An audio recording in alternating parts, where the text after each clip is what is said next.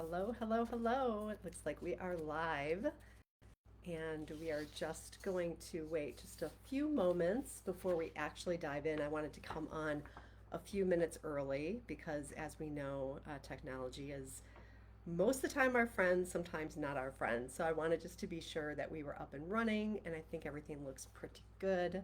So thank you so much for being here, and certainly thanks to those that will be watching the replay.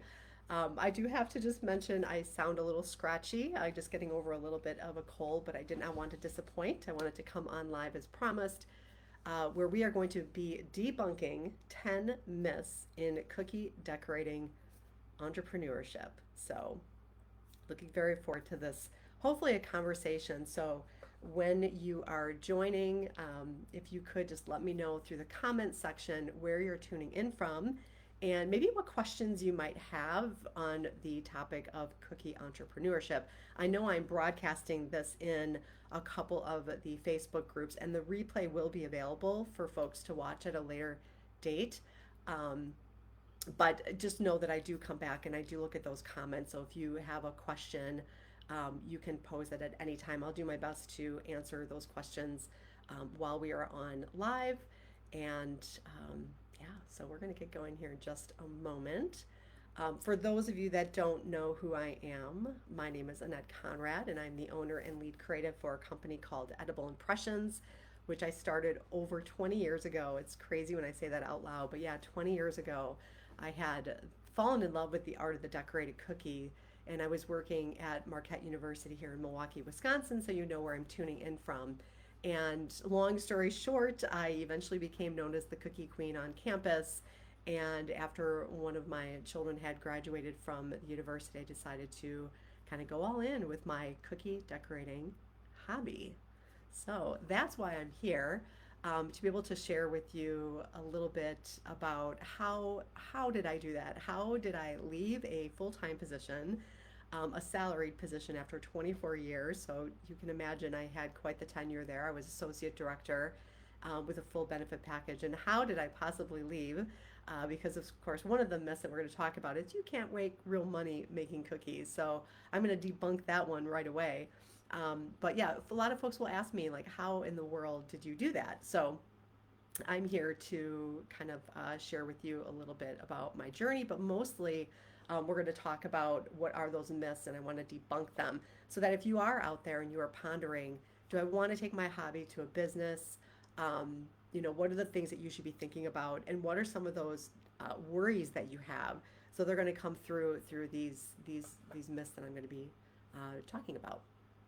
Okay, so I don't see anyone on live at this moment, which is just fine. I'm going to keep going. So let's go with number one. So I kind of alluded to it, but myth number one, you can't make any real money selling cookies. So let me be a testament to say that you can make real money with selling cookies. Now, let's talk about money right out of the gate here. What that means to different people is going to be different. So everybody has a different relationship with money.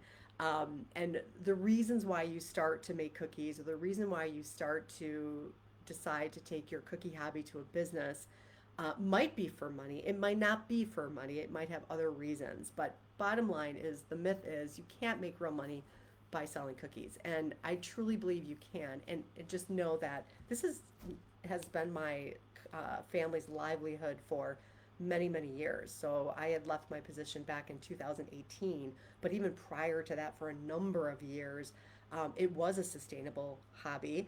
I didn't realize I was creating this hobby into a business, but it was very sustainable. And I don't think I'm a unique story. So that's the other thing I want to mention. So I don't want to say that I'm a unicorn out there. I truly believe there are quite a few people out there that have followed a similar journey that I've had. I just don't know how many people really talk about it. So just know that you can. You've got to do a couple things we're going to talk about. Is number one, I'm going to probably say it more than once, is you've got to take off that hobby hat, put that business hat on. Because if you are going to have a sustainable business, if you are going to be selling cookies to make money for your family.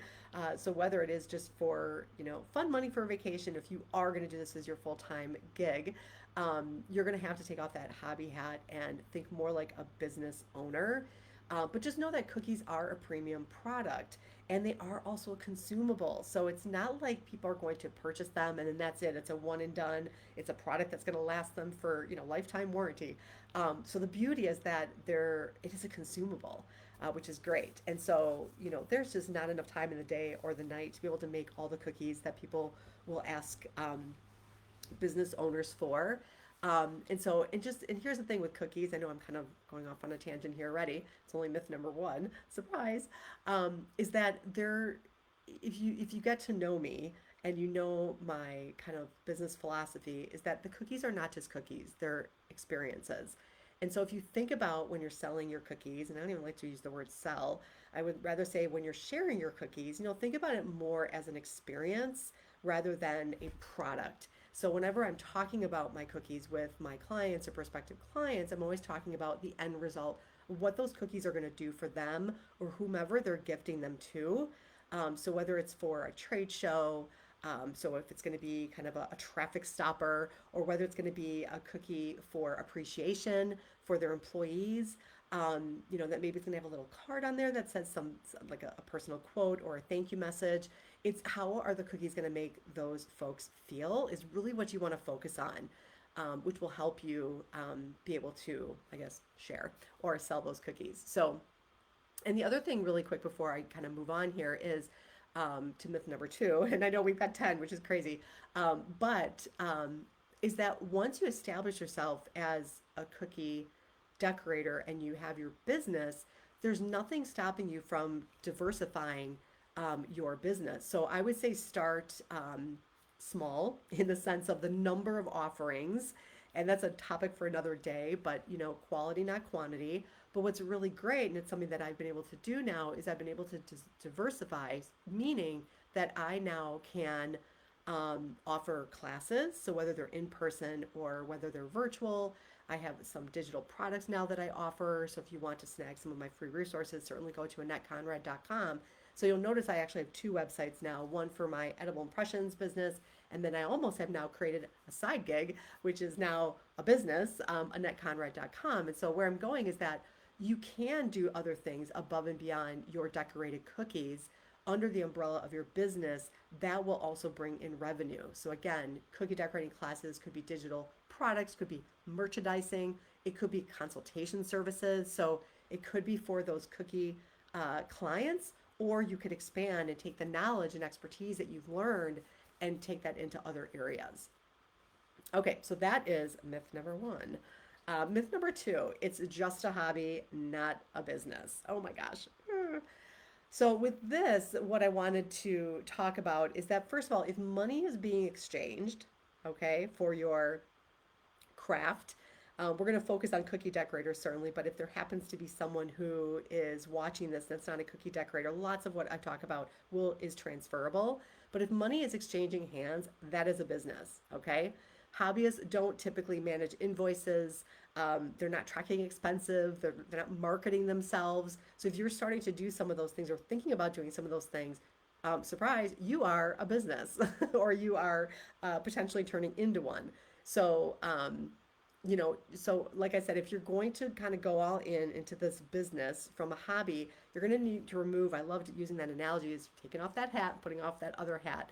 You're going to need to start making decisions about profitability rather than enjoyment. Now, when I say rather than enjoyment, I don't mean that you're not going to love what you do. I love what I do. I still love the art of the decorated cookie, but I know that there's a difference between my hobby decorated cookies and my business decorated cookies. There's definitely differences in, primarily the decorating technique and maybe the complexity of the design and maybe even some of the packaging, but there is definitely a difference. And so I have had to let go of some of the things that I really, really enjoy doing as a hobbyist that I really don't do. I'm not even saying really, I just don't do in my business. Okay. And one personal example or story I can tell you about this is when I decided to make this a business, I knew that I had to stop for myself, driving multiple times a week, multiple times, not just once, maybe twice, sometimes three times, to go to Michael's Craft Store, to give you an example, because boy, did I get sucked into that 50% off coupon. So I know you're out there. Those craft stores, those hobby stores do get you with those coupons. So where I'm going with this is that I made the decision as a business owner, for profitability and not necessarily for enjoyment, even though I really enjoyed going to the craft store to pick up my meringue powder or my cellophane bags or whatever it was that I needed for the start of my business. What I was realizing was that every time I would go, I would buy something else that I didn't need. And that was again falling in the category of my hobby and not my business. Well, I can tell you that after tracking that first year of no longer driving to the craft store once, twice, and sometimes three times a week, I saved $2,000, which is absolutely crazy. I set up a wholesale account for the items that I needed, and I saved $2,000. And I can tell you, much of that, those items that I bought, are in a closet that I never used. I bought because they were on clearance, and I thought they were cute, and they were just like perfect for something that I really didn't need. So, whatever that lesson will teach you, please know that. Wherever you are, I'm sure I've been on maybe more than once. Okay, so myth number 3, the market is too saturated. So this kind of goes on the idea that I just mentioned about that, what was I talking about?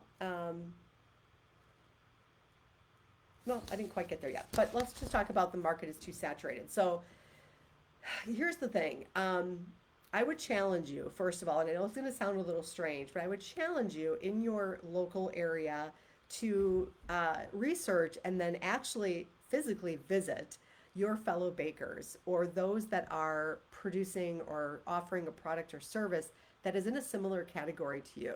And if they're your competitor, no problem, no worries. Introduce yourself, be transparent about who you are. You're not going in to spy on them. I mean, it's a public, retail business, but it is nice to be able to introduce yourself. And so where I'm going with this is I would challenge you to find fellow bakers, because I have found that I have really befriended nearly all of the local bakers in my area. And yeah, you could say they're my competitors. However, I don't treat them like a competitor and they don't treat me like a competitor, because we actually collaborate. Because what happens is we may offer similar products and services, but we all have a unique offering. So we're not really stepping on each other's toes. And so when you say the market is too saturated, it really is not, because I'm sending business their way, they're sending business my way. Particularly during October, November, December, the market is saturated in the sense of there's not enough bakers, because we're sending business to each other, and we feel bad because none of us can help these people. So just know that if there is saturation, there is clearly a demand. So if you feel like there's a lot of cookie decorators, well, there's a reason for that. I mean, also just look at the sheer number of Facebook groups that there are. It is crazy how many people are in my private Facebook group, which is called Cookie Decorating Hobby to Business Made Simple. And then in this particular group that I'm a moderator for, it's crazy. In Sugar Cookie Decorating for Beginners, there's over 62,000 people in this group that has expressed interest in cookie decorating. So, and again, even if all of those folks are decorating cookies, there is enough business out there for everybody, okay? And again, keep in mind, cookies are a consumable. And really the professional and personal celebrations are endless. And they're typically, if not monthly, quarterly, they're annually. So just trust that there is lots of business out there, and you might just need to do a little bit of work on creating some visibility for your business, which is, again, another topic for another day. Now, you're going to hear me say that a couple times, but if there is a topic that you'd like me to cover in a future free live experience, please let me know, because I'm happy to come on again and share my knowledge and expertise with you. Okay, and so, yeah, let's move on to myth number 4. I need a storefront or a commercial kitchen to be successful. Now, I'm going to debunk that one right away, because I do disagree, and I am proof that you don't need a storefront. So Edible Impressions is not a storefront. We have never been a storefront. I have no plans to become a storefront. I am proud to say that we have a very small space, but big operation. We have a nationwide reach. So you don't, I think it's a myth that you feel like you have to have this big production space or you have to have a storefront or even a commercially state licensed bakery. Now that's what we are. I do have a food plant processing license for my facility. I'm not working out of my home kitchen. I do not fall under the food cottage laws, but just know that you can. And there are a lot of profitable cookie decorators that are actually under the food cottage laws. Now, please check with your state because there are parameters and there are some limitations. But again, profitability, what does that mean to you? It's different to everybody. What I think is profitable may not be someone else's profitable level. So for whatever that's worth. Okay. Um, so yeah, would I love to see my company's name up in the big lights above a storefront? Yes, that would be so fun.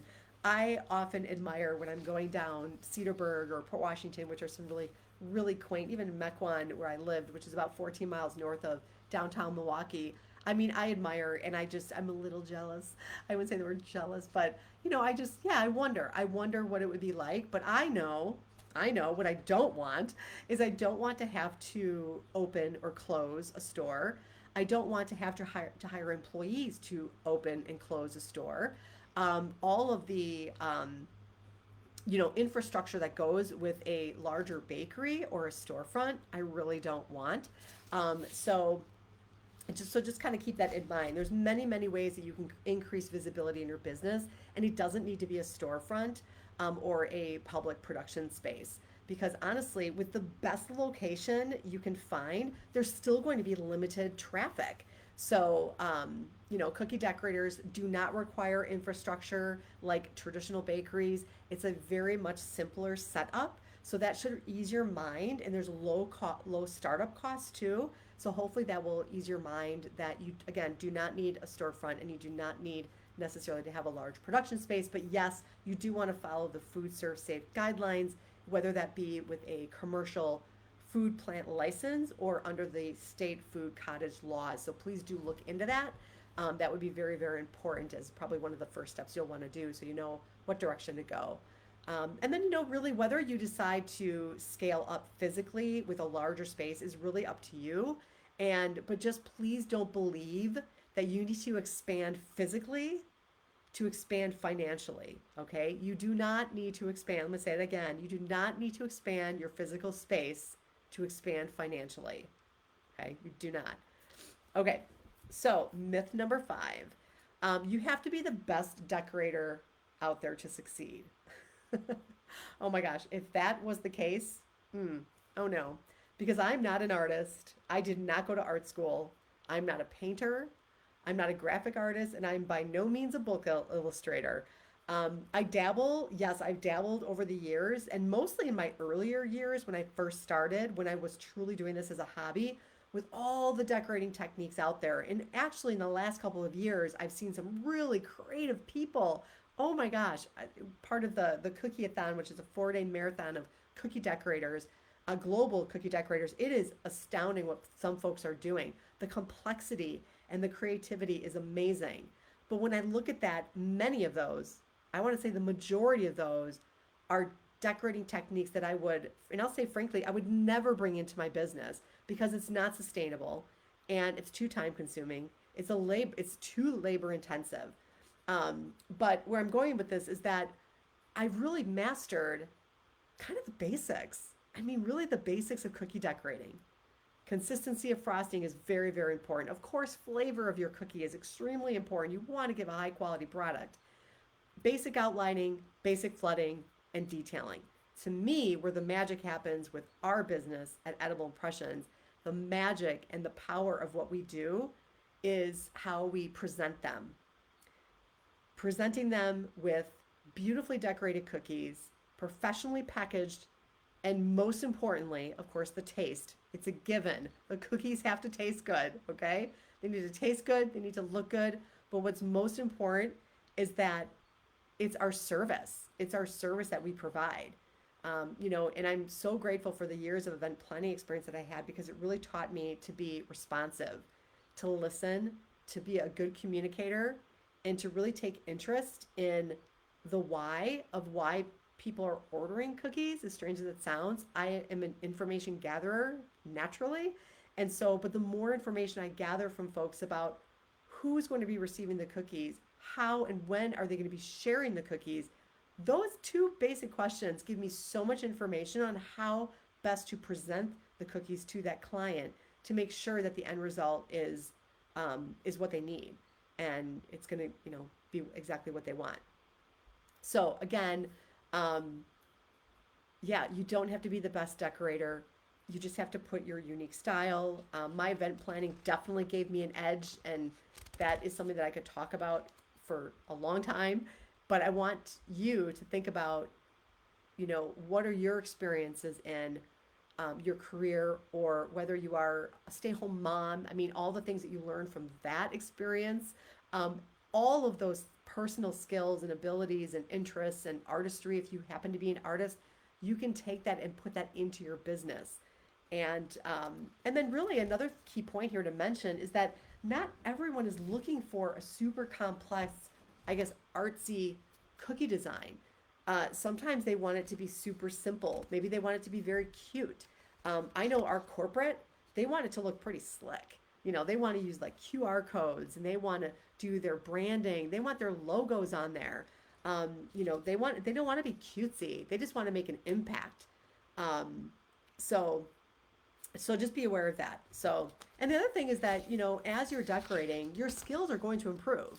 So, whether you like it or not, you are going to become a better decorator, unless you decide to delegate that and hire a team, and then you become more of, the CEO and wearing that singular hat. Now, for me in my business, I do have a small team. I do wear that CEO hat. I do dabble in a number of areas in my business, but I also do decorate, but not nearly as much as I used to in the earlier years because I got smart. But anyway, again, okay, another topic for another day. Okay, so myth number 6. It's too hard to price cookies profitably. So now I definitely fell into this trap of not pricing, I don't want to say appropriately, because, pricing is pricing. But I think I fell into the trap of under pricing, in the sense of I didn't price to the value of my work. Now, when I look at some of my really earlier designs, I'm like, oh boy, I can't even believe they paid what I was charging them. But at the time, they were very well received. I just became my biggest critic. And of course, again, with practice, my skill level just got better. So it's not really the clients, it's me that saw like, oh my gosh, the before and the after.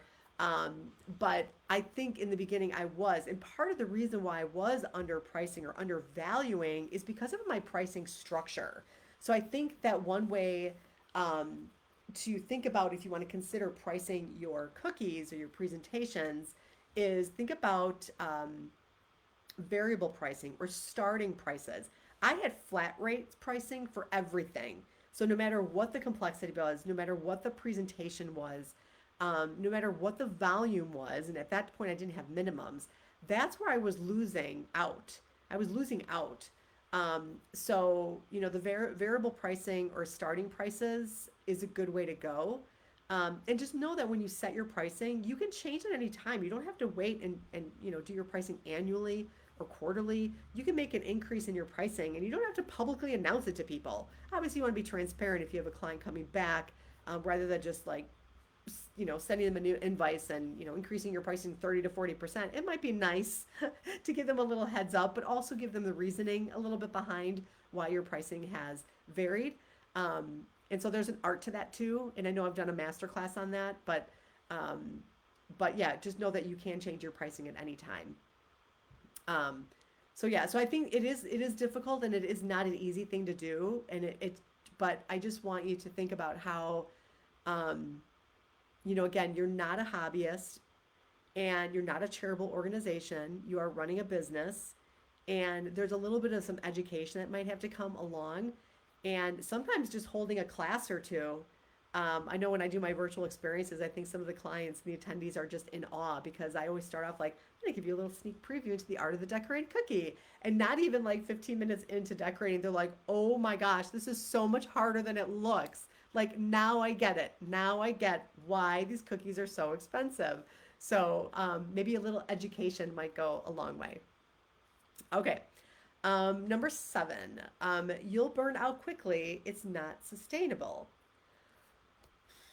Okay, so with this one, I agree and I disagree because just this morning I saw a Facebook post and it kind of broke my heart, but I get it.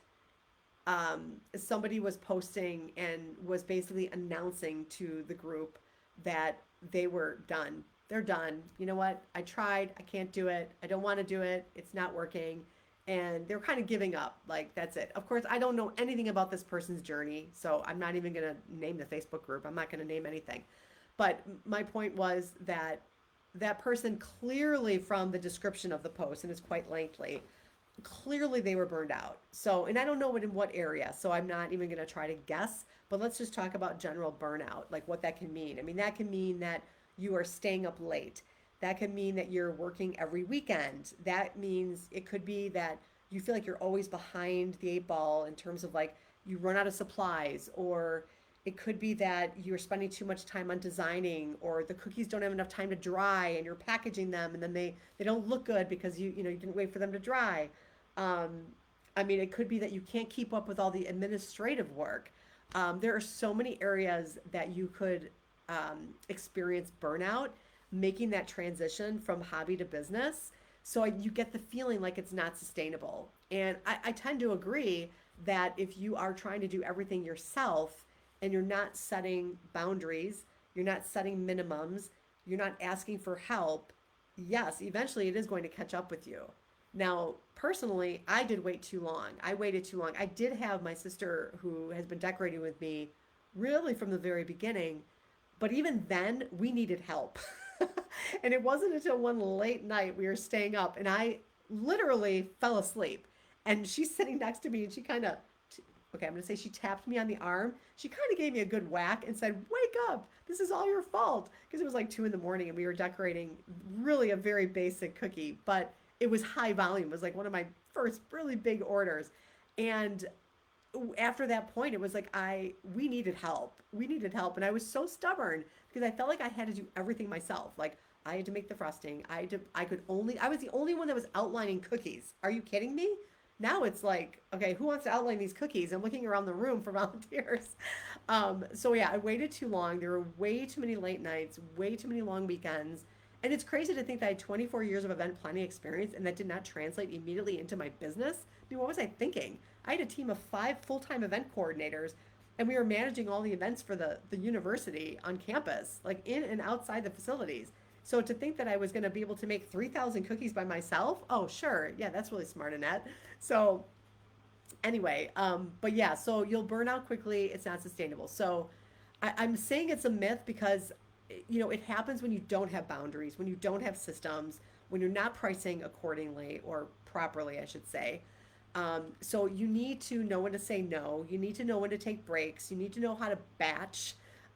You need to have strategy and support so that you can thrive long term. So if nothing else, don't do what I did because I lost a lot of sleep. Now I was building my business when I was working full time. And for those of you that know event planning, I was working late nights and weekends in my full-time job and then coming home at night and working on cookies. So it was, I mean, I look back and my mom is like, how did you do that? And my family's like, I can't believe you did that for as long as you did. And I'm like, I know. I don't even know how I did it. So again, learn from me. That's really why I'm here. Learn from me. Okay. Myth number 8, I'm not tech savvy enough to run a business. So, you know what? I'm going to say this is great. This is the greatest time it is the greatest time to start a business because you have tech. When I started, we did not have social media at all. Like it was in this infancy stage. And there was not a cookie convention. There was not a 4-day cookie marathon event. There weren't these Facebook lives. I mean, YouTube was just getting started. And and I wasn't even watching tutorials when I was starting. I was just learning this on my own, through like William Sonoma's little cookie book, so it's crazy when I think back. So now you have technology. Oh my gosh. And so it can be very intimidating. But here's the thing, you don't have to be tech savvy. Okay? There's so many people that are tech savvy. So you can hire. And I even say hire, when I say the word hire, you're thinking, oh, that costs money. Think of it in a different way. You're hiring as an investment, okay? Because that's going to save you time by not learning a software, by not learning that tech that you might not remember because you're not using it on a regular basis. So the investment is a lot less expensive than your time, okay? Your time is extremely valuable. So to me, that is worth every penny, okay? I wish I had the tech when I first started. And again, you don't need to know everything. You can use simple tools. We talked about the infrastructure before, about a cookie business that doesn't need like a big bakery would. Same thing goes for tech, for a cookie company. For the first couple of years, I was using a Word document. Now I'm much more sophisticated, and I do use a paid software, multiple paid softwares that do interface with each other to ease the ordering process, but you can start simple. And then you can branch off, and eventually, as your business grows, the frequency, the volume, if you choose to scale, right? Then you can start to evolve your technology. But you do not need to be super tech savvy to run a business. Is it helpful? Yes. But you can get some help in that area. And you can learn as you go or outsource. That's the bottom line, is learn as you go and outsource. And that's exactly what I did. I did a little bit of both. And I'm still learning. And that's the other thing, is you're never, ever going to know tech 100%, ever. I mean, you would never, because things change today. Every day, tech is changing. Okay, so we got two more. And myth number 9, you have to take every order to stay afloat. Now I'm going to reword this, because you need to stay afloat by not taking every order, okay? And I know this is the first thing that came to mind when I read this one, because I was a yes girl for so many years. I took every late order. I felt bad for the person that would call me and they're like, oh, I lost my baker, and oh, this happened, and I need cookies for Saturday, and of course it's Wednesday, and I'm not really sure what I want, but I can send you some pictures, which then came the next day. I mean, I have so many stories about people reaching out to me, and I was like, sure, no problem. And, as we talked about burnout, I was burning myself out. I was stretching my team too thin, and it was really a disservice to my existing clients, because when I said yes to one thing, I'm saying no to another. And really, how unfair is it to the quality of service and the quality of your product when you stretch yourself too thin? So I decided many years ago that was it. I'm setting boundaries. I'm setting minimums. I'm not going to say yes to everything. And boy, did it feel good to say no. And it still feels good to say no, to a certain degree. But now it's exciting because I can pick and choose what late orders I take. And it's no offense. I'm not being, selective. I'm making that decision based on my business. And for me, profitability, only because I have a team. So I always have to think about that, whether I should take that late add-on or not. But at least I don't have to take it, okay? I've come to the point where I don't have to take it. And even in the beginning, you do not have to take every order. It's better for you to do quality versus quantity, so that as you're working on those really good orders and taking care of those clients with exceptional service, you're also at the same time working on your business structure, so that when you do get more frequent, larger orders, you're going to be ready for it. You're setting the foundation. So don't take every order. That's really not going to help you, especially when you are just starting off, okay? All right. I think I've covered everything for myth number 9 that I wanted to. Myth number 10, no one will pay that much for cookies. Again, you're probably seeing a little bit of pattern here. Many of these worries or challenges have to do with pricing, profitability. Do I take the order? Do I not take the order? And now this one, no one will pay that much for cookies. And I'm here to debunk that, to say, oh, yes, they will. So the big difference between you and me is that you're just starting your journey. Okay. So this is a great one to end up with because you're just starting your journey.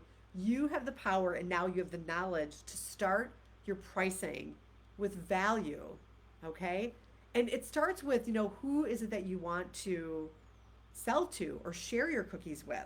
So we didn't touch much on that right now because this isn't about how to start your business. This was more about Mythbusters. But for whatever it's worth, I can tell you in order to do some of these things we talked about, it's really important to back it up a little bit. When you're a hobbyist, you're probably doing cookies for family, friends, friends of friends. When you turn it into a business, you may not want to do those cookies for family, friends, friends of friends. You might want to start scratch. You might want to say, you know what, folks? School fundraisers are over. I'm not making cookies for teachers anymore. I'm not taking cookies to the soccer tournament. I'm going to go all in with corporate business, or I'm going to be the wedding cookie lady. So that's really exciting to know that you have that option and you have that power to decide who is it that you want to serve, which then is going to set the foundation with how much are you going to charge and who's going to pay that much. And just know that people are out there. Yes, times are tough. You're going to see that in the news every single day. Every single day.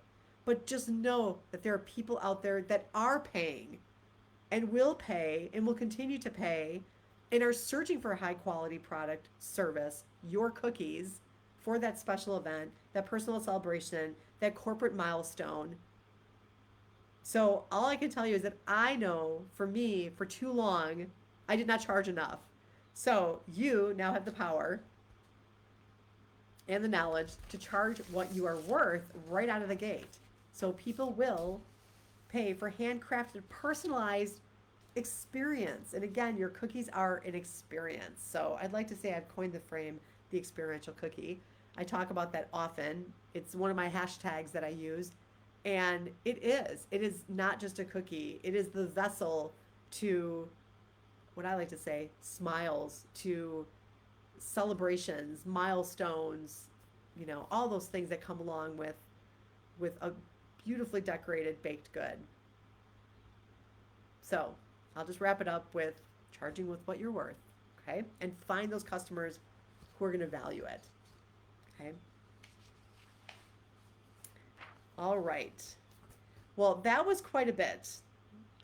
I do appreciate your attention. I do appreciate any questions, wonderments, suggestions. If you want to go any deeper on any one of these areas, I welcome that. Please visit me at AnnetteConrad.com. You can check out some of my free resources. You can drop me a question or a comment. And I look forward to, again, your suggestions. If you enjoyed this replay, if you enjoyed being here and you want to learn more, please let me know.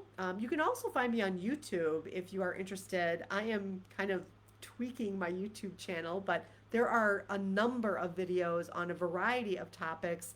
I don't do decorating classes or videos. I do more on the business side. And then the other group that I moderate, that I'm an admin for, that I oversee is Cookie Decorating Hobby to Business Made Simple. So I'll put that in the chat for you if you'd like to come on over to that group. I do Rapid Fire Sundays, so I've got videos where I go over 5 questions and answers every week. So I do post those replays there and welcome conversation there as well. All right, folks, thanks so much, and we will see you all again soon. I hope happy decorating, and yeah, we'll see you soon. Bye.